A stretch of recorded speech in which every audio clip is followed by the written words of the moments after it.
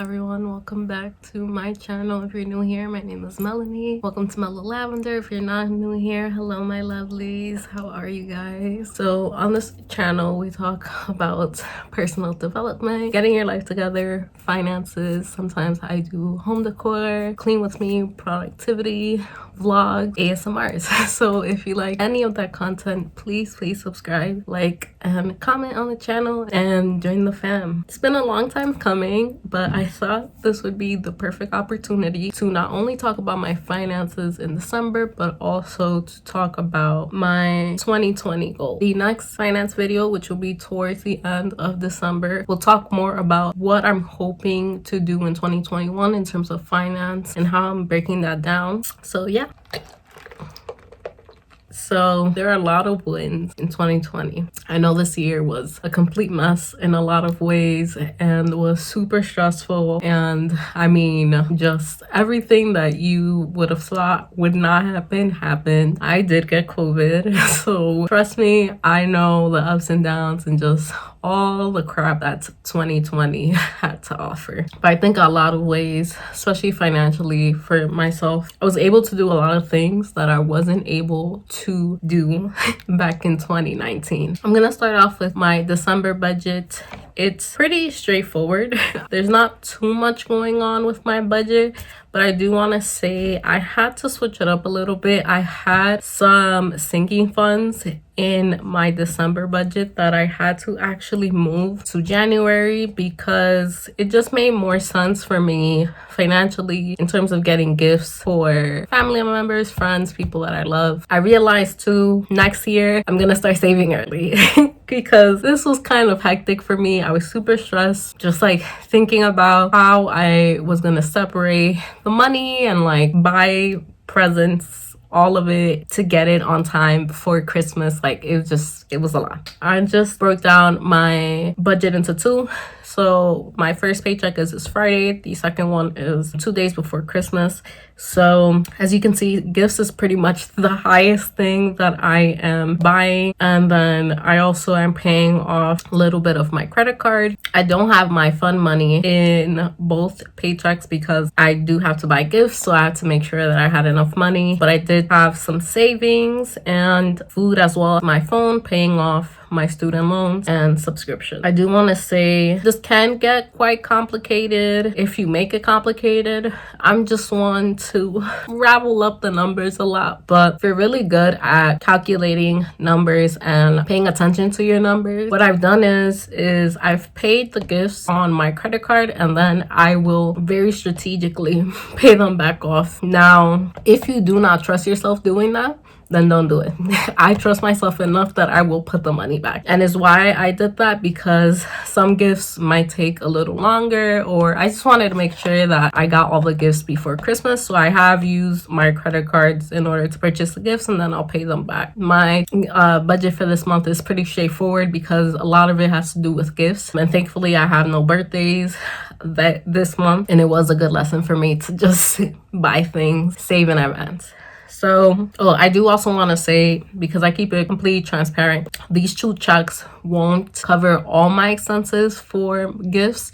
I have about $180 left to pay off that I will leave on my credit card, but I will pay it off in January. But that's just so that you guys are aware that that money is also going into January. I'm planning to pay that off in January, both with my paychecks, but also I've been using Rakuten and I've gotten a ton of money back. So I'm going to also use that to pay off my gifts. So now we're going on to my 2020 goals. I know that you guys have seen me through the trenches with my goals, my finances. So if you go back, I started off the year pretty much not knowing if my goals were even reachable. I had a ton of credit card debt that I didn't know if I was going to be able to pay.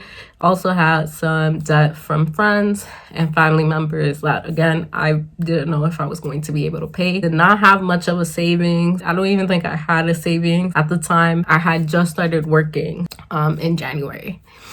Fast forward to now. So I paid off my credit card debts in full. I had 2 credit cards, one closed, and thankfully I was able to pay that off. And then my second one, I just was able to pay it off around April, I think, April, May. What was even more awesome about that was that recently I got a new credit card. And why that is so great is because I have been applying, and because I'm assuming because of my late payments, a lot of them are a little iffy about me having a credit card, but I actually got one recently and super excited about it. And again, if you do not trust yourself with credit cards, don't get them. Just don't get them. I think I'm very good with my money, and I'm in a much better place now financially, where I know for a fact that I can handle credit cards. I also paid off 3 of my friends, which was also awesome because I think a loan with their amount it was about $2,500. So for someone that like got out of college and has student loan debts and stuff, I think it was a huge accomplishment. Maybe not for everyone, but I got my credit score recently also to a 694, super duper close to 700. I wanted to get to 750. I know that'll be possible, but yeah, that was awesome. Best gift ever from the universe, because I've been working tirelessly. I've been drilling at these loans and these payments to get my credit score up. And I think that if I would give any advice to my early 20-year-old, learn about the credit score. Learn it, read it, memorize it. It's so super duper important, and you will not even understand until you get older and everything is checked on credit scores. Whereas a car, house, whatever, they check your credit. The third thing is that I'm paying off my student loans this year.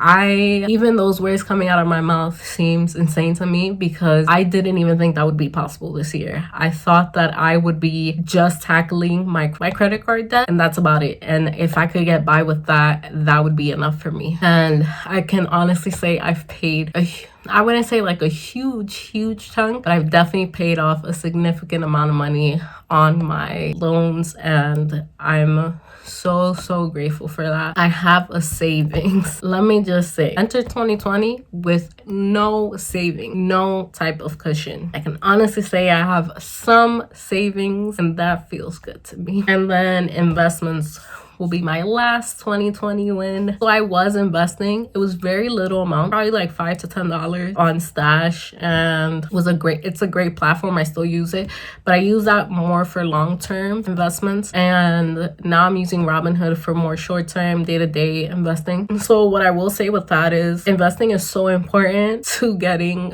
financial freedom. And once you learn it, and once you learn the charts and you read up on the news and stuff, it gets easier to invest. I think it's also an intuitive thing, like you just know whether or not to invest in something. But please do not get intimidated by investing. It is much easier than you think. Stash, I think, is a super duper easy way to start investing, because they kind of do everything for you, and you start learning little by little what to invest in. I came into this year not knowing, I'm gonna say like 10% of investing, and I can honestly say now I feel much more comfortable investing, and I hope to see a huge increase on my investments for 2021. Do want to also say none of this was possible without me having a salary, without extra money coming in, without knowing how to properly save, invest, and allocate my money where it was supposed to go. Having a budget that works for me. And you can feel more financially free each and every year that you actually take accountability and look at your finances and really look at what the heck you're spending on. You'll see once I go into the quarters for 2021, it's even more rigid, because I'm saving up to get an apartment, and for that I need to save up. The biggest thing when you're going into 2021 and you're thinking about your finances, I would say pick 3 things that are the biggest things financially that you want to do by the end of 2021.